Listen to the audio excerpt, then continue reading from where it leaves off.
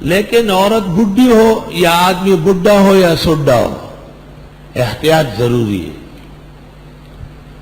امام ابو حنیفہ نے کہا کہ عورت مسجد باجماعت میں نہ آئے، تو امام ابو یوسف نے کہا کہ فجر میں اور رات میں تو آنے دے، اندھیرا ہے، بوڑھی عورت ہے۔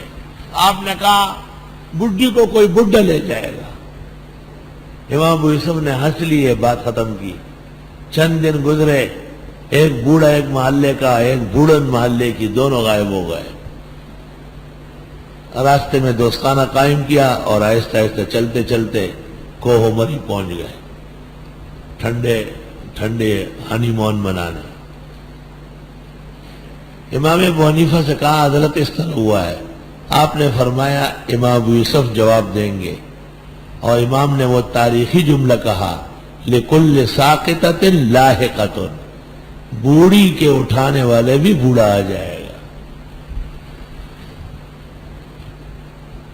اس لیے احتیاط ہر عمر میں ضروری ہے۔